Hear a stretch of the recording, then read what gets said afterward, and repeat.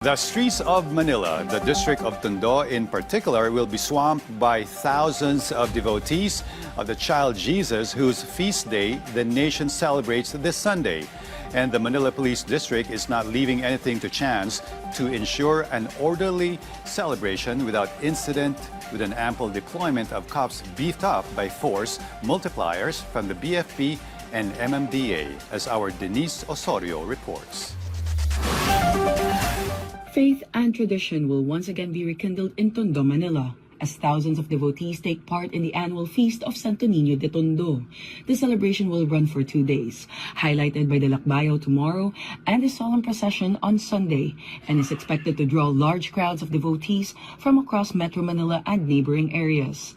According to Major Philip Inez, spokesperson of the Manila Police District, authorities have put extensive security measures in place to ensure public safety throughout the festivities. At sa pulis naman, ilalatag natin yung tamang seguridad dyan at makakaasa kayo na yung mga pulis natin dyan, kulang-kulang 1,000 yan, makikita nyo very visible yan, tutulong din yan doon sa mga prosesyon na gagawin dyan at saka yung latag ng seguridad natin. In addition to the police presence, personnel from the Bureau of Fire Protection and the Metropolitan Manila Development Authority will also be deployed to help maintain order and manage crowds in the area.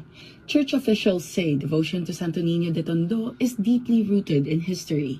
J.R. Susi of the Santo Niño de Tondo Parish explained that the parish was founded in the 16th century and is regarded as the oldest parish in the country.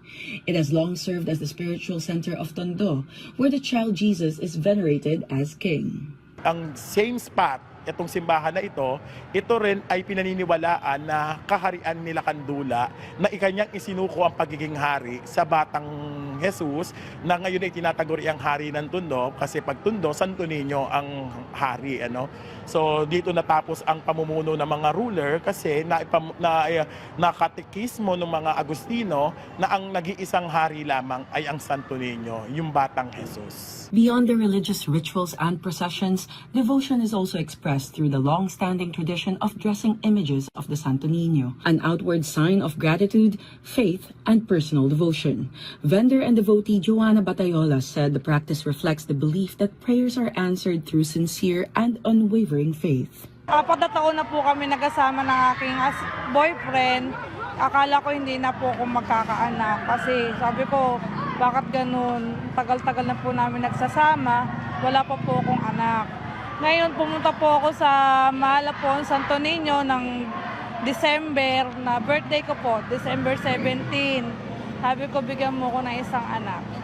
Binigyan niya po ako, babae, panganay ko. Meanwhile, barangay officials and residents are working closely together to maintain order, cleanliness, and peace during the celebrations, particularly as large crowds move through Tondo's narrow streets. Para po pagdaan po ng mga Santo Niño, ng mga replika at sa Lakbayaw at sa mga prosesyon, maayos po at walang maging aberya dahil po minsan pagka lumalakad ang mga tao at sira-sira ang mga kalsada, sigurado may masusugatan at kung ano-ano pang mga pwedeng mangyaring hindi maganda. Ang barangay po natin ay naghahanda para sa kaayusan, kalinisan at yung pagpapanatili ng peace and order sa lugar na ito kasi ang alam niyo naman ang Tondo, laging nababalita na medyo magulo. Church leaders and local authorities continue to remind the public to observe discipline and to respect the true spirit of the feast, a celebration rooted in faith, gratitude, and community solidarity.